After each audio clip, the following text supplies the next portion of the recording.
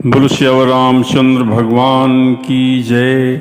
हम लोग श्री हनुमान जी की चरित्र की चर्चा कर रहे हैं, किस प्रकार उन्होंने सुग्रीव की सहायता की, सुग्रीव पर उपकार किया, भगवान से मित्रता करवाई।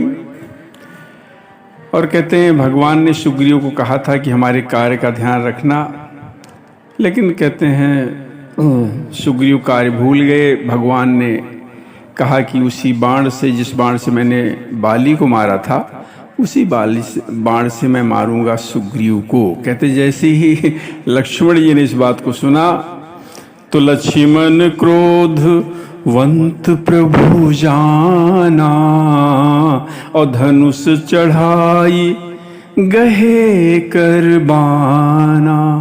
जैसे ही लक्ष्मण जी ने देखा कि अरे तो प्रभु क्रोध कर रहे हैं, तो भगवान से भी आगे निकल कर और कहते हैं कि धनुष पर बाण चढ़ा लिया। कहते हैं धनुष चढ़ाकर बाण हाथ में ले लिया और भगवान समझ गए। तब अनुज ही समझावा रघुपति करुणा सीव और भय दिखाई ले आवहु तात सखा सुग्रीव। तब कहते हैं रघुनाथ जी ने कहा अपने छोटे भाई लक्ष्मण जी से कि हे तात, अरे वो तो हमारा सखा है ना सुग्रीव, उसको भय दिखलाकर बस लाना है और कोई मारने की और ऐसी कोई बात नहीं है। और कहते हैं जब इस प्रकार इधर भगवान ऐसा सोच रहे हैं, लेकिन हनुमान जी भी सुग्रीव का बड़ा ध्यान रखते हैं।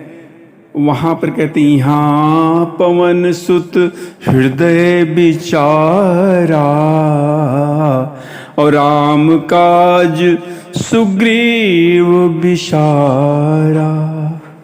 कहते वहाँ किष्किंधा नगरी में पवन कुमार श्री हनुमान जी ने विचार किया कि अरे सुग्रीव ने तो श्री राम जी के कार्य को ही भुला दिया। तो तब कहते हैं हनुमान जी सुग्रीव के पास गए और निकट जाई चरणन सिर नावा अब चार्यु विधिते ही कही समझावा। जाकर उनके चरणों में सिर नवाया और कहते साम दान दंड भेद चारों प्रकार से नीति कहकर उनको समझाया। हनुमान जी अगर उपकार करते हैं तो ये कहते हैं उनको समझाते भी हैं, साम दान दंड भेद सब बताकर उन्होंने समझाया। बोलो श्यावर रामचंद्र भगवान की जय।